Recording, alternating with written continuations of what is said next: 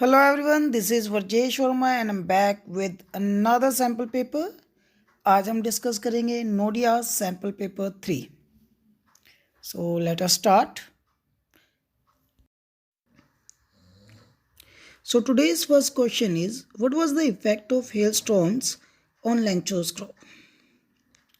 So the answer is, for an hour the hailstorm rained on the house and the cornfield of Lancho, and soon the field turned white as if covered with salt.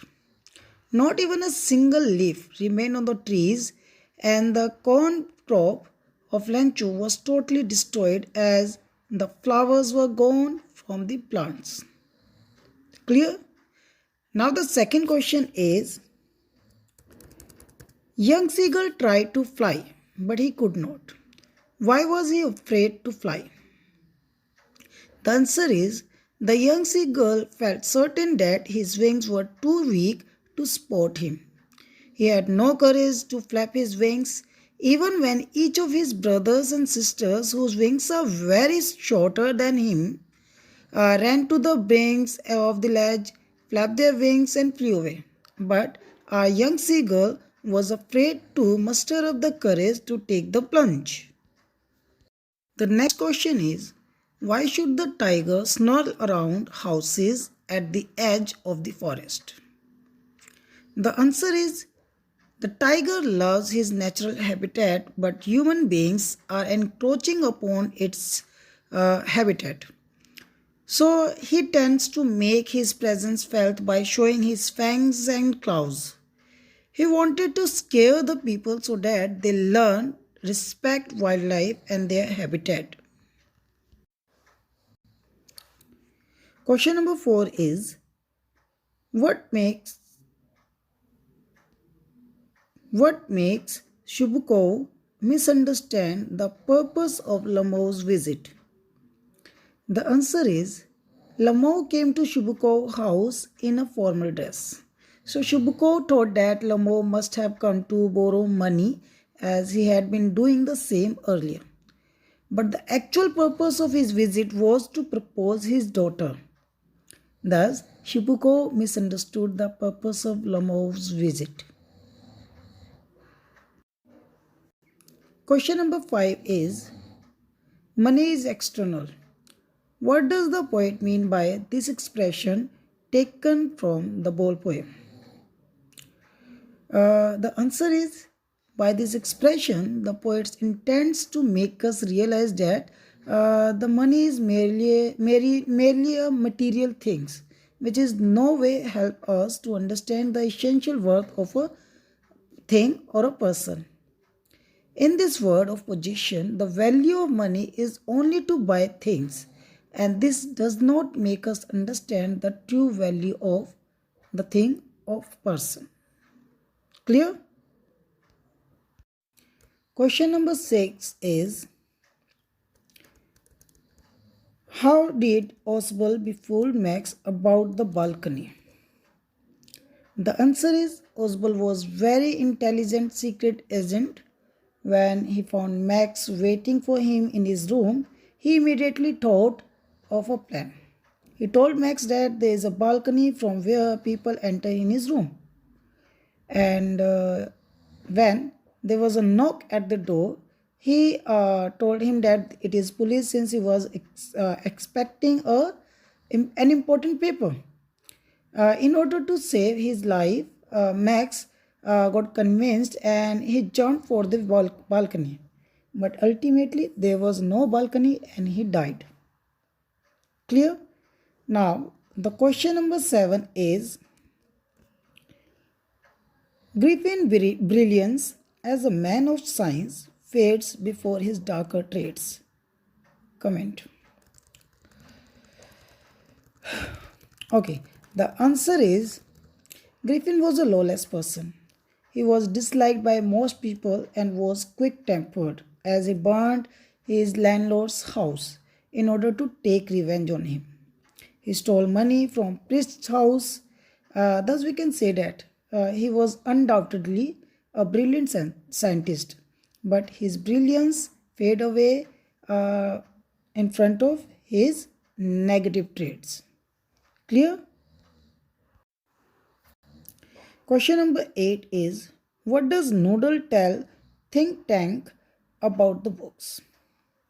And the answer is, Noodle informed think tank that the books were a sort of communication device. He told that he had seen surveyor films of those sandwiches. He had noticed that the earthlings did not eat them, but they used them as some sort of communicating devices.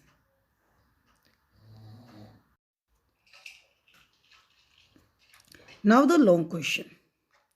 Question number 9 is, Gautami comes to Buddha praying to him to revive her dead son. Buddha asks her to bring a handful of mustard seeds from a house where no one has lost a child, husband, parent, or friend. Through this simple act, Buddha communicates the most profound truth of life, not only to Gautami but also to the whole mankind. What is the truth that Buddha communicates? What lesson does Gautami learn? What changes would take place in common man's life if that truth is understood? The answer is, the Buddha communicates the truth of life that death is common to all. The life of mortals, means human beings, is troubled, brief, and combined with pain and untold sufferings. Nobody can escape from death. So, those who are born will certainly die one day. Hence, we should not grieve on death. Kisa Gotami learns the lesson that death is the ultimate truth of life. She could not find any house where no one had ever died. She realized that death comes to all. No one can escape from death. The lights of the city flickers and resemble the faith of man. If a common man realize that death is common to all, he will not weep on death and never grieve on sorrows. He can get peace of mind by drawing out the arrow of lamentations from his heart. He who has overcome sorrow will be free from sorrows and be blessed. Clear? Question number 10 is, difficulties do come in our lives, but they are not there to stay forever. Comment on this statement with a reference to the poem Folk by Carl Sandburg. Okay, the answer is, when people face difficulties in their lives, at the end, these problems tends to leave them hopeless and shattered. It takes a lot of courage for anyone to overcome their problems and to even try to solve it. But if we take a lesson from this poem, Fog, we can compare fog from our difficulties to our difficulties. We find that just like fog, the difficulties also come and go.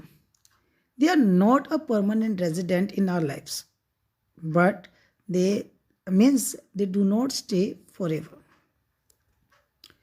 There is no need for us to become hopeless and lose courage when we are faced with problems.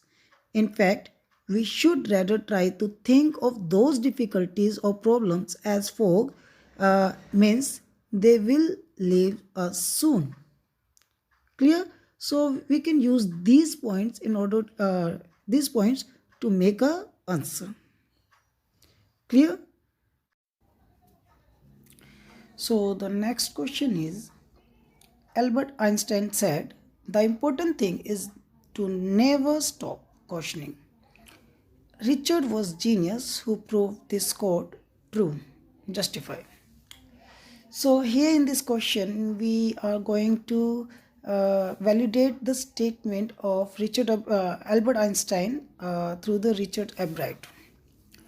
Okay, the answer will be surely the statement is true in the case of Richard Albright because he always kept himself busy in constructing experiments since his early childhood. It was his habit of asking questions about new things, and his mother, who always answered all the questions asked by him in the most satisfying manner. Thus, he was able to solve one of the biggest questions of biology: how cells work. And it is all possible just because of the mother of Ebride and Dr. Urquhart, who always helped him in his studies and experiments. Now, the last question is, give a brief character sketch of Mrs. Pampere. What values are reflected through her character? Okay, the answer is Mrs. Pampere was a rich lady with lots of love for her pet dog, Tricky.